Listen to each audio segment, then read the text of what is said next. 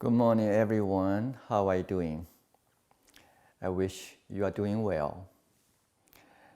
Today, we wanted to continue to study the main subject, how to maintain positive attitude in this changing world. Today, I wanted to emphasize on one idea, that is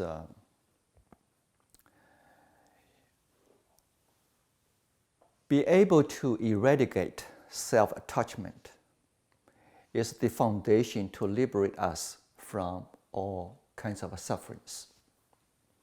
How can we eradicate the attachment of self?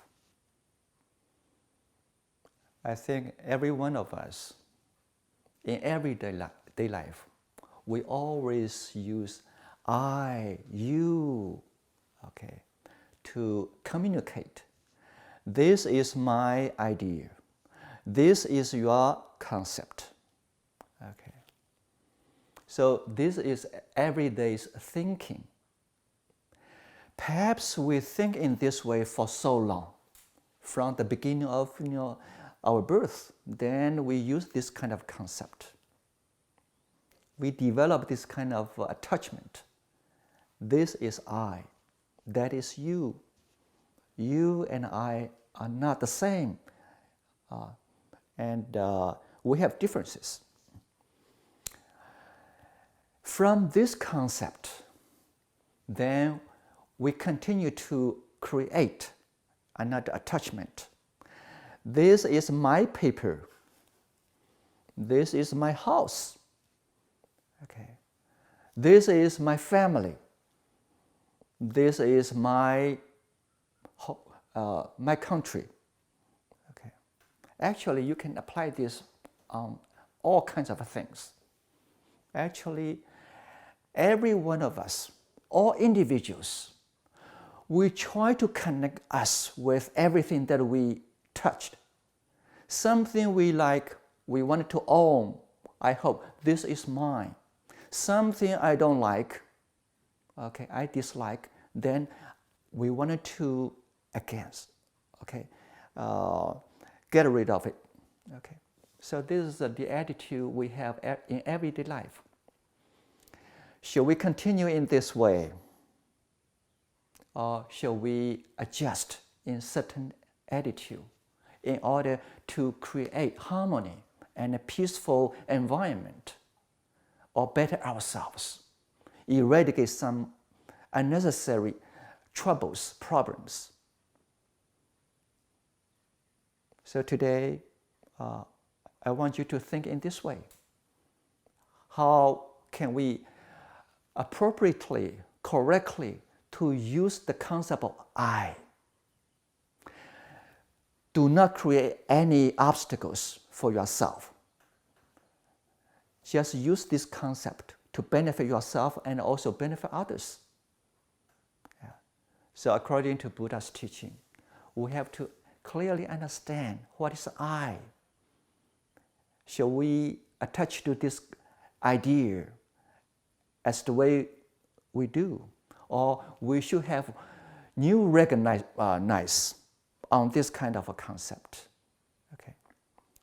If we cannot think in this way, Buddha said there's no way to liberate us from this kind of bondage, or liberate us from all kinds of sufferings that we are facing in daily life.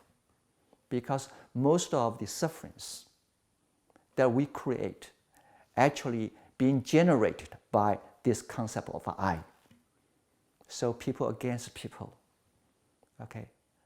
And one I. If you discover some other people can agree with you, you are very influential. One single I can accumulate more and more I to form a group.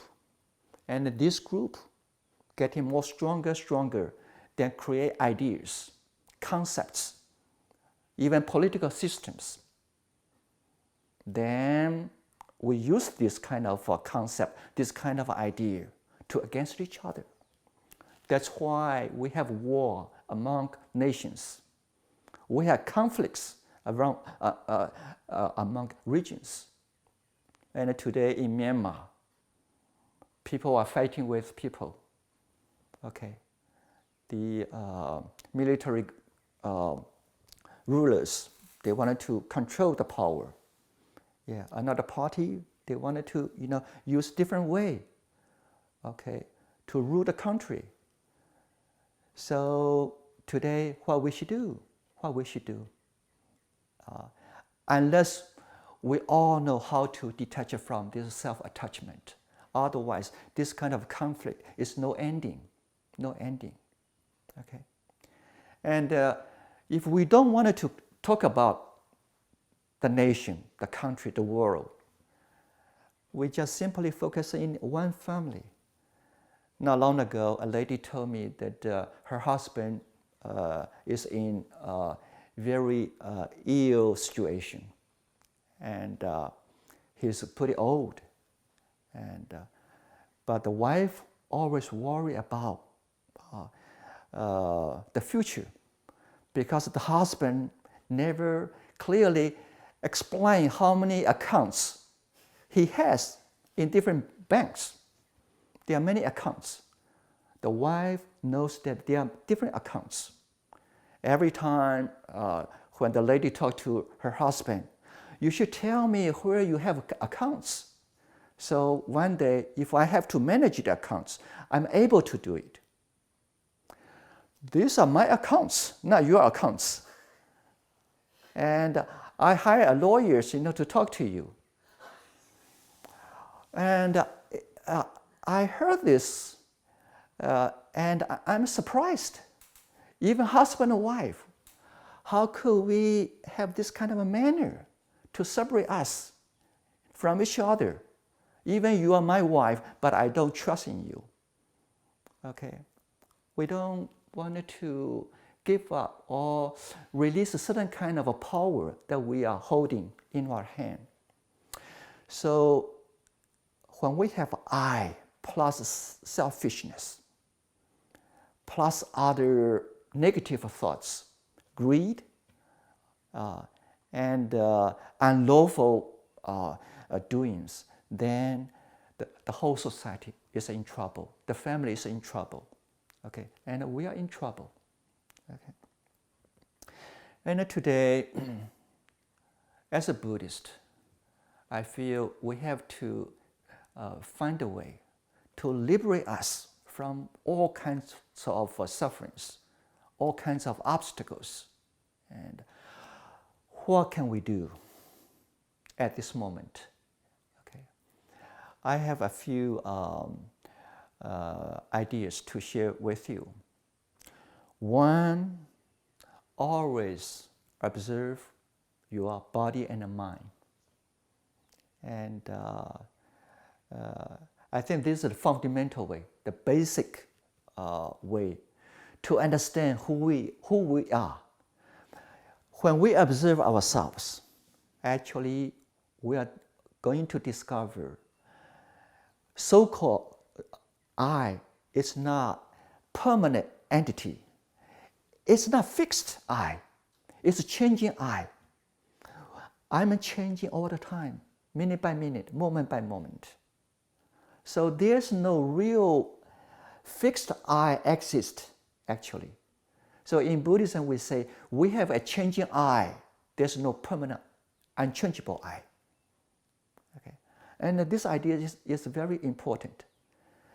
If I say I'm able to change, that means I'm able to improve myself. Okay, from bad to good, and even my attitude is changeable. My physical can be changed. Even I have an illness, I can be well. Even something I don't understand, but it's changeable. I can learn. One day I'm going to understand it. Okay, so we open up everything on ourselves, then we can improve ourselves. Okay, this is one fundamental way in Buddhism. 5 skandhas, 5 aggregates: body and feelings and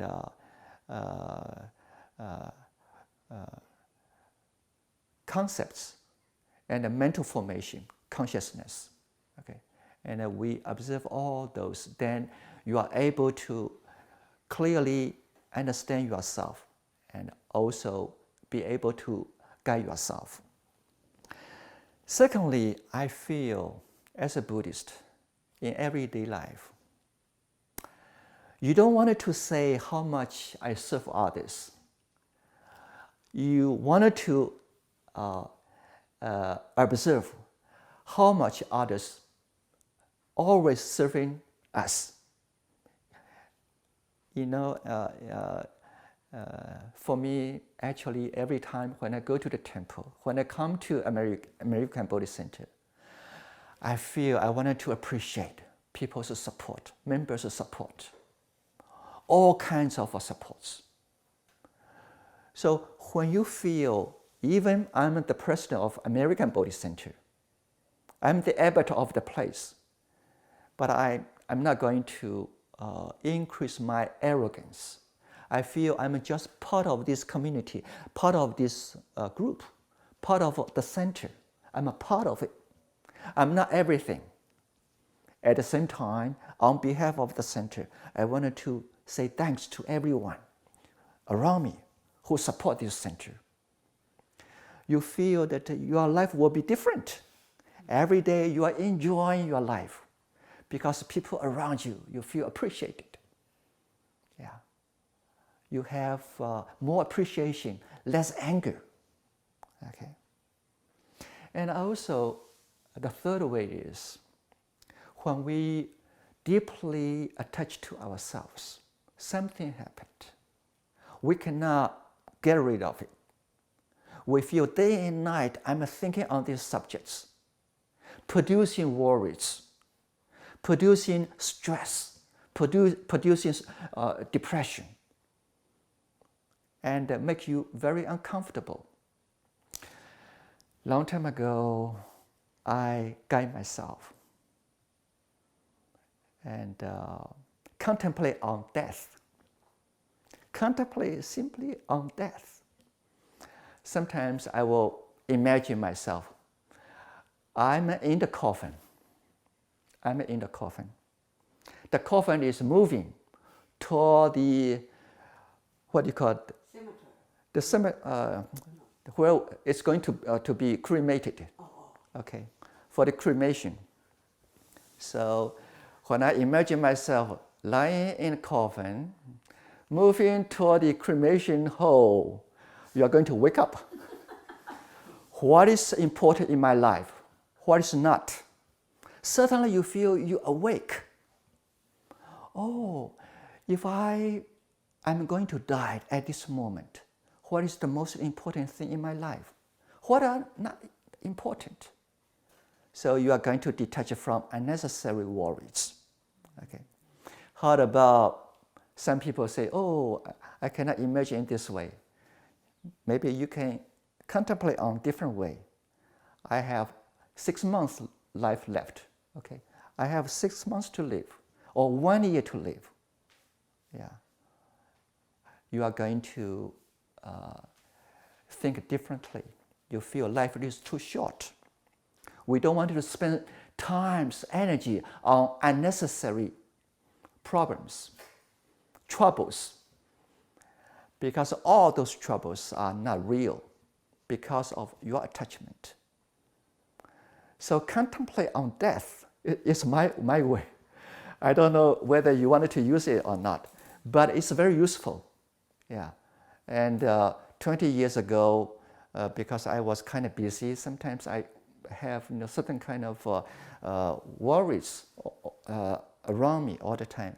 I use this contemplation to eradicate all those worries.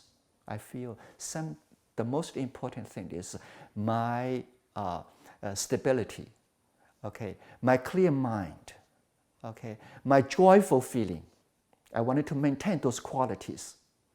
I don't want to let those problems to disturb my inner peace. Okay, it's very useful. And we all know that one day we are going to die. Nobody is going to live forever. So that is the facts. Yeah. The problem is I don't know how long I'm going to live. But according to the facts, yeah, even for me, I cannot guarantee tomorrow I can see you again. I don't guarantee my life will be that long. Okay, so that is a way, okay, to contemplate, eradicate attachments. And finally, I feel it's important for us to train ourselves. Your mind should be where you are. Your mind should be where you are. At this moment, I'm talking to you. My mind should be here, producing the words to communicate with you. I don't want you to think about things, the past or the future. Basically, always focus your mind on the present moment. Because when you always focus your mind on the present moment, you are going to clearly see the present changing phenomena. You are able to observe everything around you. And also, you are able to use all conditions correctly at this moment. Okay? So, being in the present moment, always guide our mind should be where we are. Okay? Then we're able to manage our lives in every day. Okay? Changing process. You are the boss. You are always knowing what to do at every moment. Okay? And also, as a Buddhist, we wanted to create appreciations around us. And also, skillfully use all good conditions to produce good consequence. Eradicate negative phenomena. Something that is not good. You don't want it to wait for tomorrow. You want it to eradicate at this moment, right now, not tomorrow. Okay, this is the attitude we should have. So I feel after many years of practice, if you wanted to ask me, Venerable Han Yi, are you happy? I wanted to say, most of the time I'm happy. Most of the time, okay. I cannot say 100% happiness all the time, but most of the time I'm happy. But happiness does require foundation. How to eradicate self-attachment is the foundation to happiness. And also, this is the core teaching of a Buddha. Okay. Thank you so much.